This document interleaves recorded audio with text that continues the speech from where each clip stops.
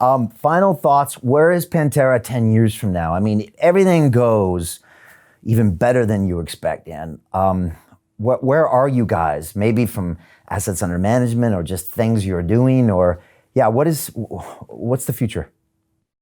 Oh, so we want to be the best fund manager in the blockchain space. So we're going to keep growing, keep scaling so that we can manage both hedge and venture funds as well as anybody else in the space.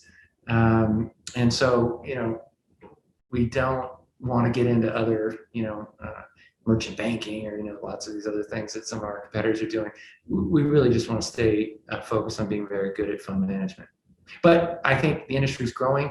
It's a $2 trillion industry now. Our few billion is a very small fraction of that.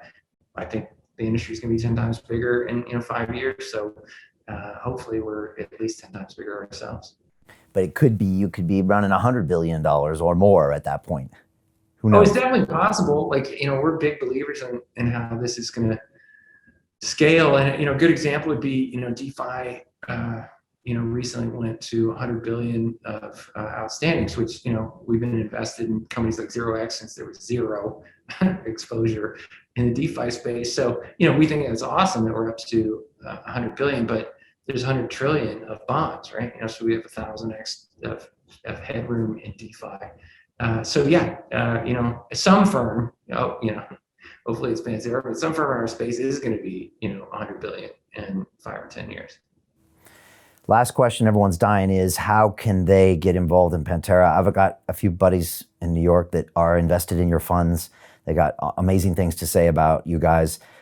What's the minimum to invest, and how do we do that? And what would you suggest for maybe new people to start off? Would it be the high frequency, or would it be a venture cap fund? Just final thoughts on that. Yeah, so we've always been about trying to educate the community because this is a new asset class that we're evangelizing. So we do have conference calls every month. They're open to anyone where we're talking about the themes we see that we think are important in the space. So if you haven't already seen it, on our website we have the times and dates of the upcoming calls. We send out an investor letter roughly once a month. We miss a couple here and there, but and that goes through all the really important things we see in the space. And then very importantly, has a big list of all the books, websites, podcasts that we think are informative in this space. So it's a great way to get educated on the space. And as far as our funds, we try and keep it as accessible as possible. Most of our funds have a $100,000 minimum. And then, I think a good portfolio would be half in our early stage fund and half in our liquid token fund. It has a lot of liquidity, covers the entire spectrum of tokens. So it's a great place to start. If you can invest for 10 years, then our new blockchain fund is a great way to go. But not everybody, can lock up money for that long.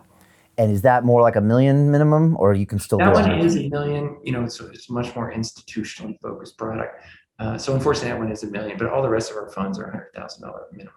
And you were saying even the fund, I think it was the high frequency fund, you said, where you can get liquidity every day, the average holding was 800 days? Is that what you said? Yeah, so, luckily people have, really believes in our mantra that it should be treated like venture, even though you have a lot of liquidity.